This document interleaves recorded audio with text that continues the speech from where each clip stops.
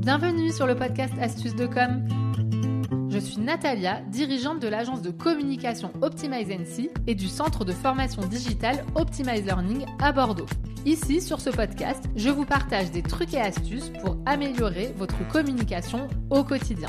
Vous n'avez pas encore fait appel à moi? Je rafraîchis votre plan de com avec un rendez-vous de 2 heures. N'oubliez pas de réserver votre place dans mon calendrier. En attendant, place à mes conseils. J'espère que vous êtes prêts. Je vous souhaite une bonne écoute. Et me revoilà pour ce nouvel épisode. Et aujourd'hui, on va parler de communication, bien sûr, mais surtout, qu'est-ce qu'une communication efficace? Parce que c'est bien beau de dire il faut communiquer, il faut avoir une stratégie de communication, mais finalement, ce qui compte surtout, c'est que ça soit efficace. Donc, j'ai listé tout simplement les points pour moi d'attention pour que vous puissiez définir si vous avez une communication efficace ou si vous souhaitez l'améliorer.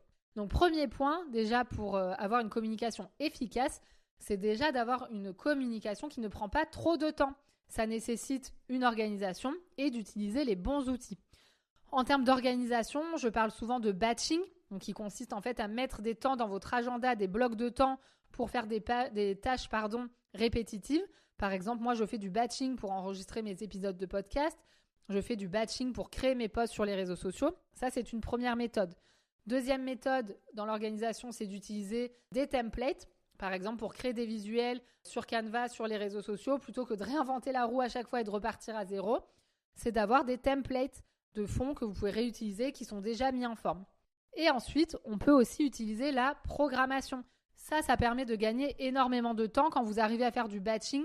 Ensuite, de programmer vos posts, comme ça vous permet de déjà aussi libérer la charge mentale et de pouvoir vous concentrer sur d'autres tâches du quotidien. Ensuite, en termes d'outils, je vais parler de Canva par exemple pour créer vos visuels. Ça peut être d'utiliser Swello pour programmer vos publications ou bien une autre plateforme.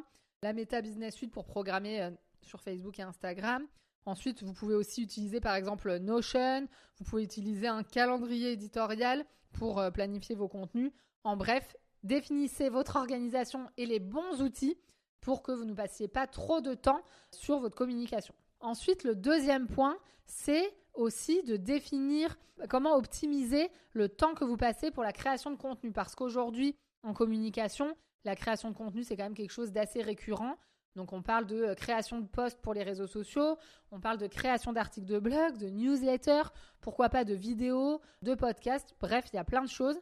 Donc, l'idée, c'est de recycler vos contenus, en fait, pour les utiliser un peu partout. Typiquement, moi, je fais un épisode de podcast, là, aujourd'hui, avec vous. Ça va me permettre de faire plusieurs posts réseaux sociaux. Ça va être un sujet aussi que je vais pouvoir déployer dans un article de blog et dans ma newsletter. Ça me permet de ne pas devoir à chaque fois créer de nouveaux sujets.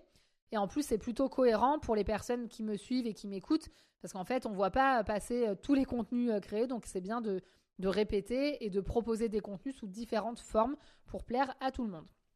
Ensuite, ce qui est important pour une com efficace, c'est une com planifiée et anticipée. Donc, en fait, ça rejoint le point que je disais sur la partie outils et notamment calendrier éditorial. Si vous planifiez, par exemple, que vous avez un article de blog par mois à faire, une newsletter par mois, et 2 posts réseaux sociaux par semaine, en fait, vous le mettez dans votre calendrier éditorial. Donc, ça peut être un tableau Excel ou vous pouvez utiliser Notion comme moi. Et tout simplement, vous aurez une vision de ce que vous devez faire et vous ne serez pas à l'arrache. Donc, forcément, vous allez gagner plus de temps et vous aurez plus de résultats puisque c'est quand même ça le but d'une communication efficace.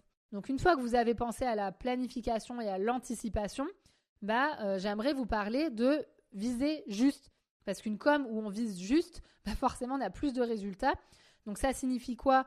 Ça signifie avoir bien défini qui est sa cible et quel est le message qu'on veut délivrer. Parce que vous pouvez créer des super contenus hyper qualitatifs, mais si ce n'est pas ce qui plaît à la cible de personnes que vous voulez toucher, ça ne va pas matcher en fait. Et vous allez perdre énormément de temps à créer des contenus qui n'apportent rien, aucune valeur.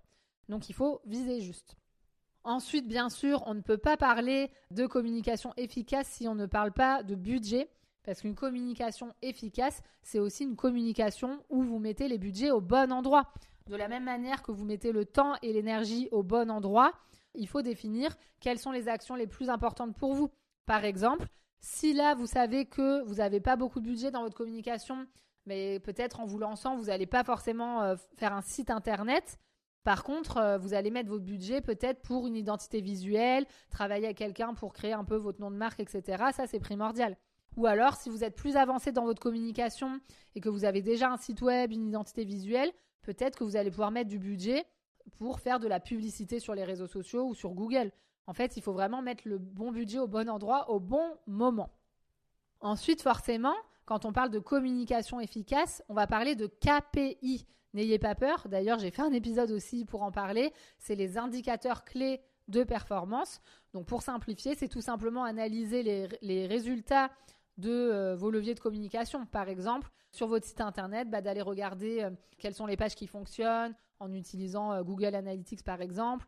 Vraiment d'analyser un peu tous les critères. Pour la newsletter, est-ce qu'il y a beaucoup de désabonnés? Est-ce qu'il y a beaucoup de clics? Et pour tout ce qui est réseaux sociaux, notamment le nombre d'abonnés, les interactions, bref. C'est vraiment analyser tous les résultats et les données statistiques de vos actions de communication pour ensuite, bien sûr, décider où est-ce que vous devez mettre votre énergie et votre budget. C'est essentiel. Et bien sûr, il faut bien garder en tête qu'une communication efficace, c'est une communication que l'on fait évoluer avec le temps. Une communication ne doit pas être figée. C'est-à-dire que ce qui est la bonne décision stratégique aujourd'hui ne sera peut-être pas la bonne décision dans 6 mois. Donc un plan de communication, une stratégie, il faut les réfléchir régulièrement, les remettre en question et les adapter. Voilà un petit peu ce que je voulais vous dire pour avoir une communication efficace. Et ce qu'il faut savoir, c'est qu'avoir une communication efficace, ça va vraiment vous aider à améliorer votre image de marque. Ça va vous aider à avoir plus de visibilité au service finalement du développement du nombre de clients et de votre chiffre d'affaires. Donc, c'est vraiment tout un ensemble qui est hyper important. Et si vous avez une communication efficace, forcément, vous allez y passer, entre guillemets, moins de temps et y mettre moins d'énergie. Et donc, forcément, vous allez moins vite vous décourager et vous aurez plus de résultats. Donc, vraiment, je vous invite à réfléchir à tout ça pour essayer, suite à l'épisode, d'avoir une communication plus efficace.